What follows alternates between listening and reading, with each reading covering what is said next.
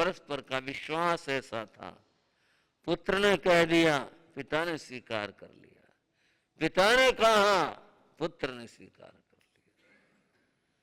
पिता ने कहा ठीक है, जैसी तुम्हारी इच्छा हो।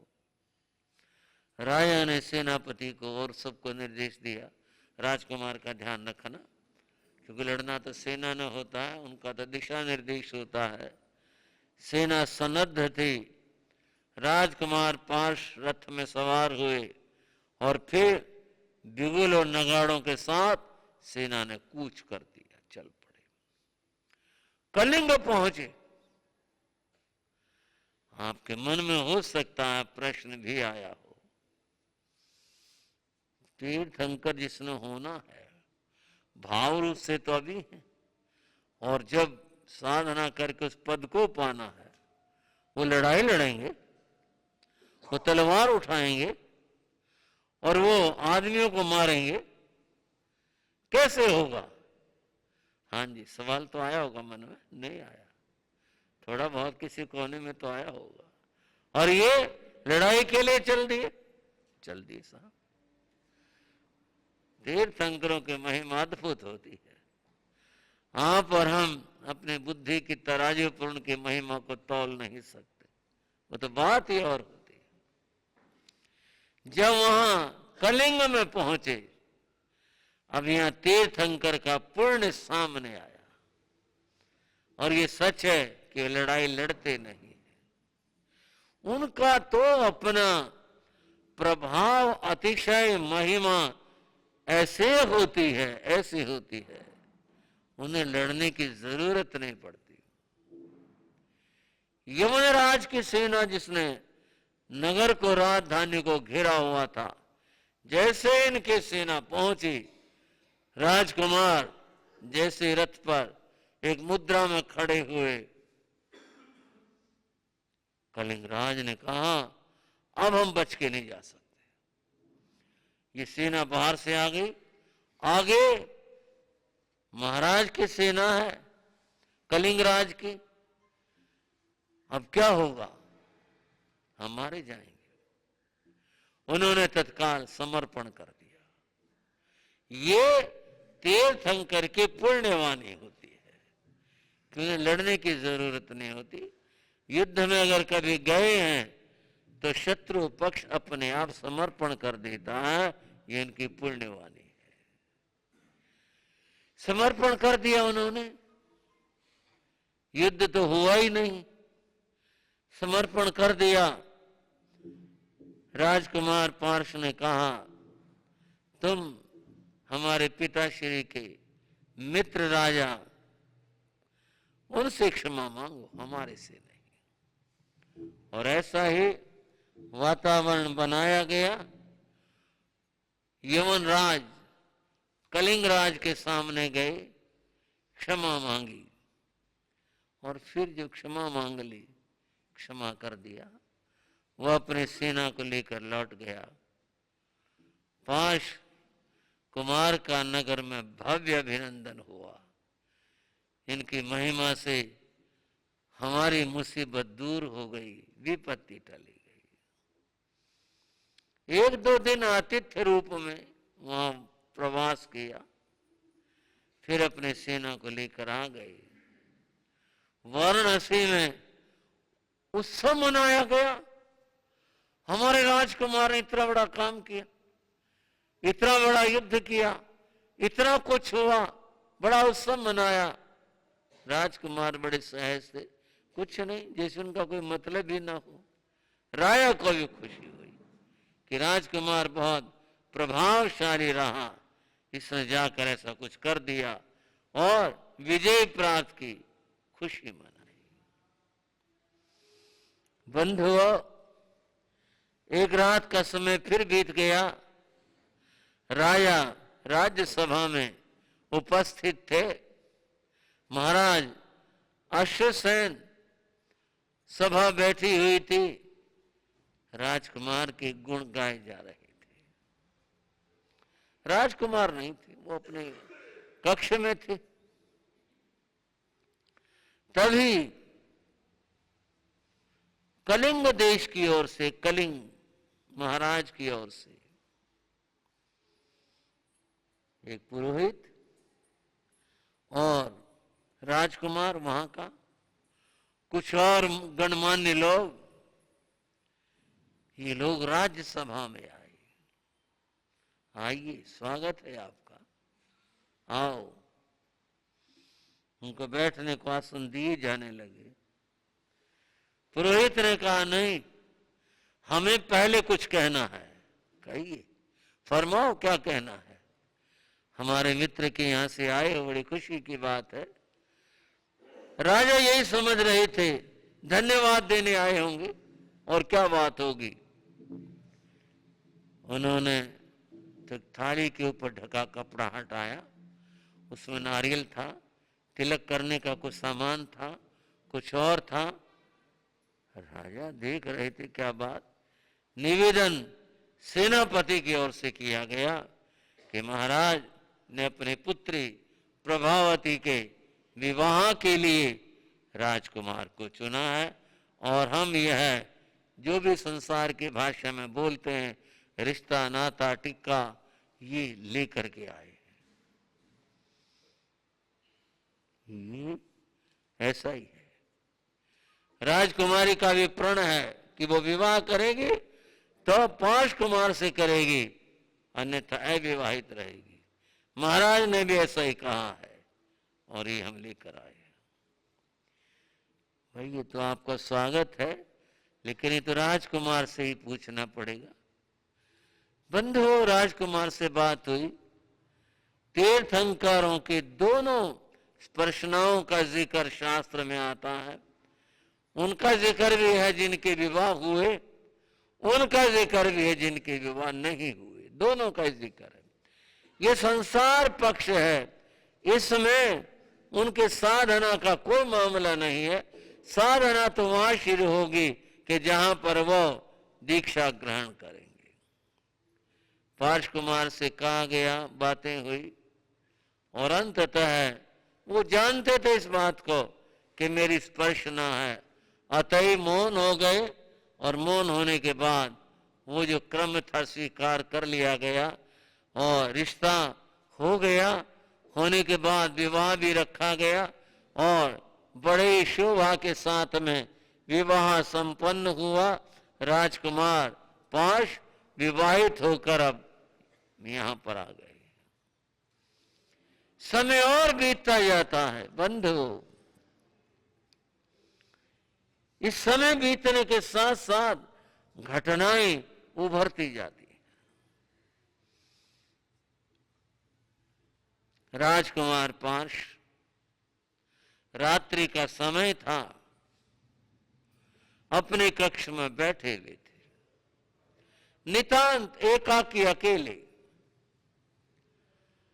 हल्का सा अंधेरा भी कक्ष में था और उस समय राजकुमार अपने ध्यान अवस्था में थे।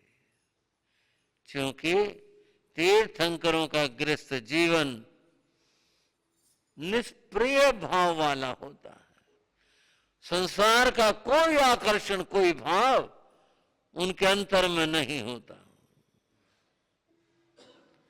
तभी अचानक कक्ष में प्रकाश हुआ,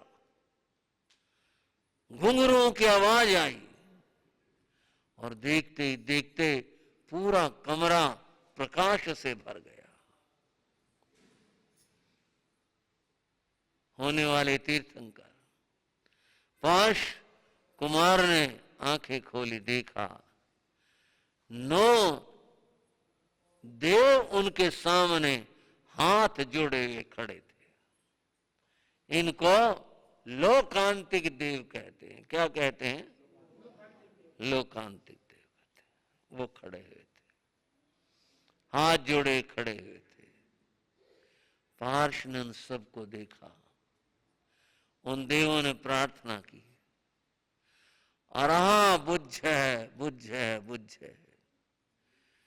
होने वाले तीर्थंकर, बोधि को प्राप्त करो, अपना कल्याण करो, जगत का कल्याण करो। ये उन्होंने प्रार्थना की।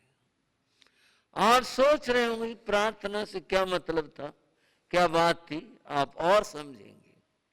यह इन 9 लोकांतिक देवों का कि एक मर्यादा और कल्प होता है कि ये तीर्थंकर को दीक्षा से 1 वर्ष पहले आकर के इस प्रकार का संबोधन करते हैं। सब तीर्थंकरों के साथ ऐसा होता है, हर देव नहीं आता, ऐसा नहीं होता, केवल लोकांतिक देव होते हैं। ये जो 9 लोकांतिक देव हैं, इनके बारे में ये कहा कि इनका जीवन बहुत ही पवित्र जीवन होता है, और देवों की तरह से ये भोगों में फंसे हुए नहीं होते, ये अध्यात्म होते हैं। लेकिन उसमें इतनी बात है, त्याग तो ये भी नहीं कर सकते, लेकिन इनका चिंतन आध्यात्मिक होता है। ये आकर के प्रार्थना करते हैं, मैं देख रहा हूं, मैं समय को देख रहा हूं, मैं समय के साथ अपना कार्य पूर्ण करूंगा। यह पाश कुमार का उत्तर था। उन सब ने नमन किया, नमन करके बस ये कहा, आप विजय को प्राप्त करें, आप विजयी हों, आप विजयी हों। प्रकाश सिमटता गया, देवता आकाश को चले गए, जहां से आए थे लौट गए। पाश कुमार फिर अपने ध्यान में चले गए। सुबह हुई, सेवागण आए, निवेदन किया, महाराज अपने दैनिक कृत्यों को आप संपन्न करेंगे। पहले उन्होंने व्यवस्थापक प्रबंधक को बुलाया और बुलाकर कहा, आज राजकोष के दरवाजे खोल दिए जाएं और एक सिंहासन राजकोष के बाहर लगा दिया जाए। आदेश दिया। ठीक है महाराज, अपने कार्यों से निवृत्त हो पाश कुमार आज आए, राजकोष के सिंहासन के ऊपर बैठ गए। बाहर जो लगा था उस सिंहासन पर बैठ गए। सब देख रहे थे, आज क्या होने वाला, आज क्या बात है, आज तो कुछ और ही तरह का है। और महाराज अश्वसेन भी थोड़ा आश्चर्य में थे, कहा कुछ नहीं, विश्वास था पुत्र सुपुत्र जो भी करेगा वो ठीक होता है, गलत तो कर ही नहीं सकता। भाई इतनी बात है जानने की, क्या होगा। और फिर उनके आदेश के अनुसार एक स्वर्ण मुद्राओं से भरा हुआ थाल लेकर कोषाध्यक्ष को जो आदेश दिया था, पास में आकर खड़ा हो गया। पाश कुमार ने स्वर्ण मुद्राओं की मुट्ठी भरी और दान कर दी। एक बात बता दो, अगर यूं सूखे कागज बांटने लग जाए, लाइन वहां भी लग जाती है, और यहां तो क्या बंट रही थी, हाँ जी, स्वर्ण मुद्रा, लाइन लग गई। देवता भी तीर्थंकर के वर्षी दान को लेने के लिए भिखारी बन करके आके खड़े हो जाते हैं, वो भी लाइन में लगते हैं। मनुष्य सब जितने, और एक पहर तक वो इस तरह से दान देते रहते हैं, दान देते रहते हैं। एक पहर पूरा हुआ, पाश कुमार उठ गए, राजकोष के द्वार बंद हो गए, वो अपने महलों में चले गए। कल भी मिलेगा, कल भी देंगे, लोग पूछ रहे थे कल कितने बजे मिलेगा। भाई पता नहीं, इस बात की तो कोई घोषणा नहीं हुई, प्रयास तो हम पीछे रह गए, फिर मिलेगा, कब मिलेगा, कब आएंगे ये लोग और बंधुओं, ये हर रोज का क्रम चल पड़ा। हर रोज प्रभु आते हैं और इस तरह से दान देते हैं। 1,80,00,000 स्वर्ण मुद्राओं का दान प्रतिदिन दिया जाता है और इस तरह से ये क्रम पूरे 1 वर्ष तक चलता रहा। इसको तीर्थंकर का वर्षी दान कहते हैं। 1 वर्ष पूर्ण हो गया। अब राजकुमार नहीं, पिताश्री और माताश्री के सम्मुख जाकर एक और निवेदन प्रस्तुत किया। पिताश्री, माताश्री, अब मैं संसार में रहना नहीं चाहता। क्यों? क्या बात है? क्या बात हुई?